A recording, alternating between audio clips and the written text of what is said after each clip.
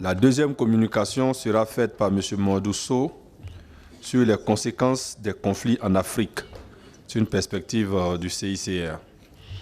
Sans toute forme de transition, je voudrais passer la parole au président du Conseil paix et de sécurité pour sa communication entre 10 et 15 minutes. Merci beaucoup. Merci, monsieur le modérateur, monsieur l'honorable.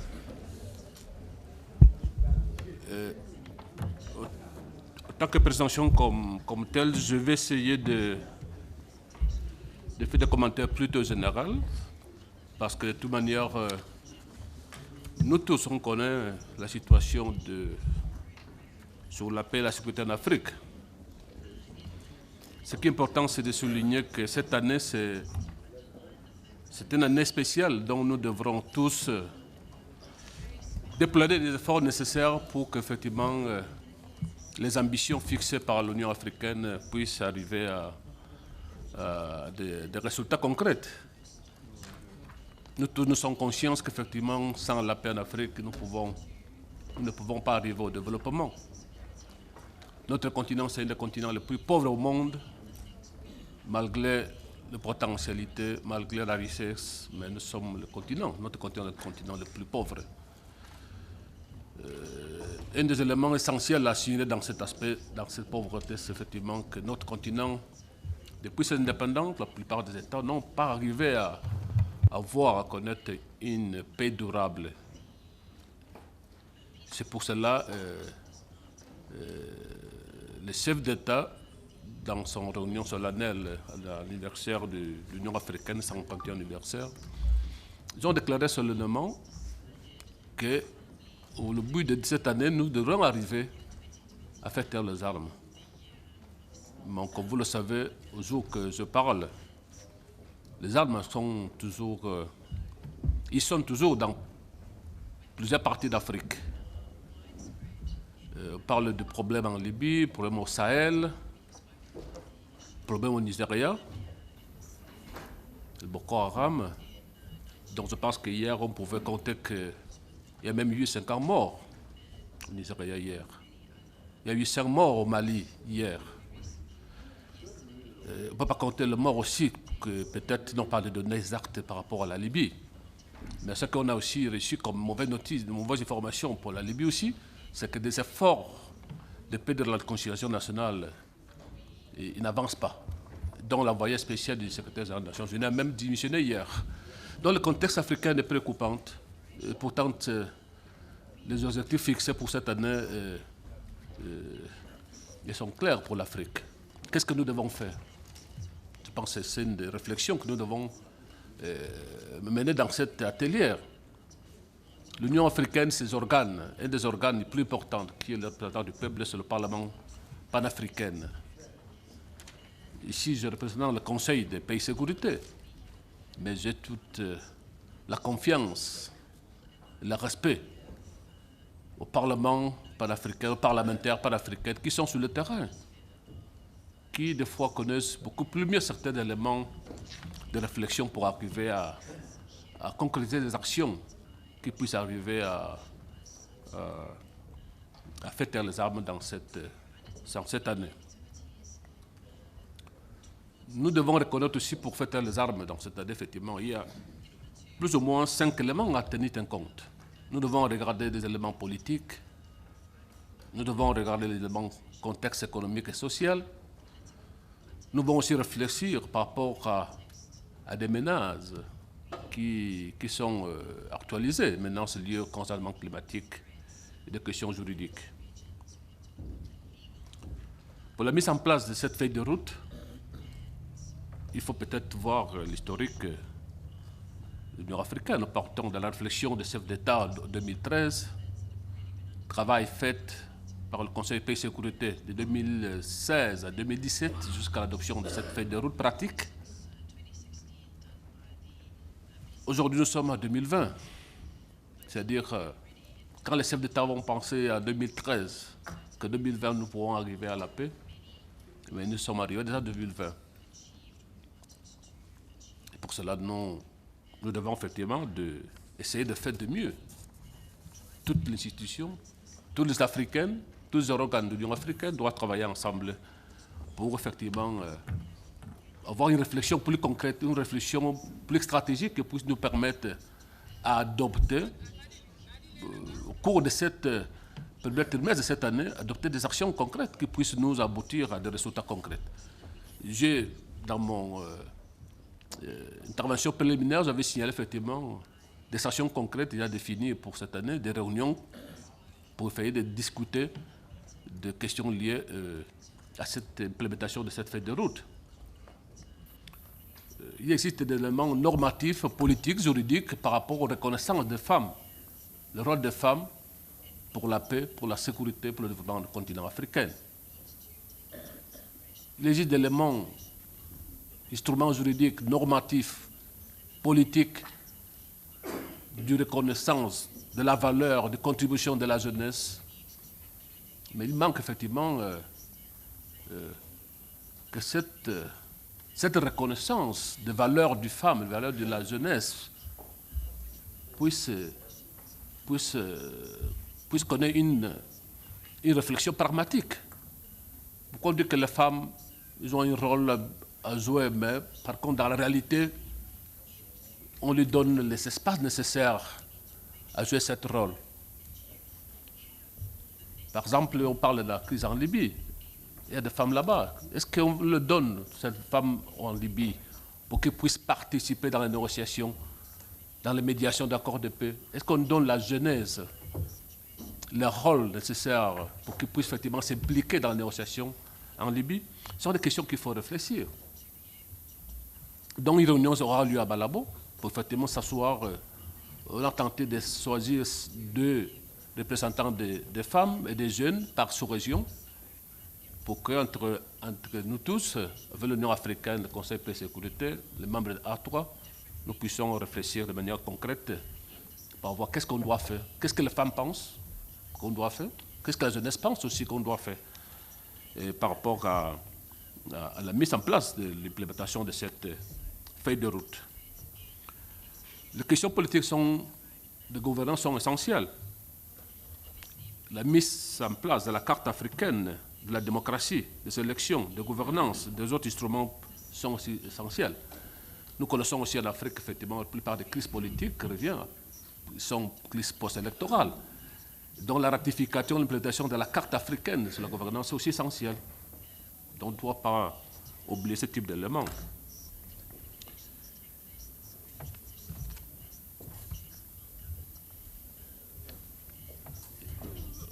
Il faut aussi travailler dans des instruments. Il existe beaucoup d'instruments en Afrique pour nous permettre effectivement d'arriver à matérialiser ce processus, ce fait de route. Il existe besoin de renforcement de la force africaine d'attente pour qu'ils puissent avoir une capacité plus forte. Le déploiement de la force africaine d'attente, l'harmonisation des capacités africaines de réaction immédiate au cas où il y a un problème, sont des instruments techniques qui sont aussi définis, mais qui ne sont pas vraiment opérationnels. Ce sont peut-être aussi des questions qu'il faut regarder dans la perspective politique. Il y a aussi ici des éléments de prévention de conflits en Afrique. Il existe déjà des femmes wise, il existe des mécanismes de coordination, de coopération entre le Conseil de paix et sécurité, les comités régionaux, les mécanismes régionaux de prévention de gestion des conflits. Mais tous ces instruments-là, créés depuis longtemps, effectivement, on ne donne pas. Nous sommes en train de voir, effectivement, dans quelle mesure ces instruments peuvent être efficaces, peuvent être effectifs sur le terrain. Nous devons aussi réfléchir par rapport à cette question, réfléchir sur les formats des différentes réunions. À qui il faut inviter dans certaines réunions? Comment nous avons, quelle type de relation nous avons avec les Nations Unies, avec le Conseil de paix et sécurité? Dans cette perspective de vouloir effectivement faire taire les armes, quelle est la collaboration que nous avons effective entre nous, Conseil de paix et sécurité, nous, Parlement panafricain, avec le Conseil des Nations Unies, les capacités nationales des États même, l'institution Small Arms Survey a indiqué pour l'année 2019 que les rebelles les milices ont dans leurs mains plus de 40% des armes légères, 40 millions des armes légères. Et pourtant, les institutions politiques, les institutions étatiques, les institutions publiques, ils ont dans leurs mains seulement 11%, 11 millions. C'est-à-dire que les institutions illégaux, mafieuses, rebelles, milices, ils ont plus d'armes dans nos continents que nos États même. Qu'est-ce qu'il faut faire? Ce sont des questions qu'il faut effectivement voir, réfléchir, adopter des mécanismes clairs pour voir effectivement comment nous pouvons effectivement lutter contre ce trafic illicite des armes dans notre continent. Comme je disais tantôt, il y a aussi des questions improvisées qui arrivent, des questions environnementales qui affectent aussi la paix et la sécurité dans nos continents. Les questions sociales, il faut effectivement travailler. Il faut que l'État puisse adopter, de promouvoir des mécanismes de tolérance zéro par rapport aux violences sexuelles, par rapport aux violences aux femmes. Travailler pour l'éducation de toutes sortes de sociétés, la jeunesse puisse se former, puisse avoir la capacité de se former, de se déplacer. Cet instrument, ce sont des instruments déjà définis dans notre institution continentale, mais qui méritent effectivement d'avoir, dans cette année, nous pouvons tous voir ensemble toutes ces questions pour que nous soyons un peu plus pragmatiques par rapport à nos réalités. Il est aussi important d'inviter la société civile. Nous avons aussi un pourcentage de population énorme, réfugiés, déplacés internes dans nos continents. Il faut s'attaquer à cette sorte de population qui sont abandonnées dans les forêts, qui sont abandonnés dans des camps de réfugiés, mais qui n'ont pas aucun futur clair. Mais pourtant, c'est la population africaine. C'est la population qui doit travailler pour ce continent, pour son développement. Et nous, comme vous le savez, le continent africain a plus de 800 millions de population, dont les 60% de la jeunesse. Mais quelle est la place qu'on donne à cette jeunesse pour le développement de notre continent? Ce sont des questions aussi que j'aimerais effectivement qu'on partage avec les parlementaires. Et finalement, il existe des questions juridiques qu'il fallait effectivement travailler. Hein.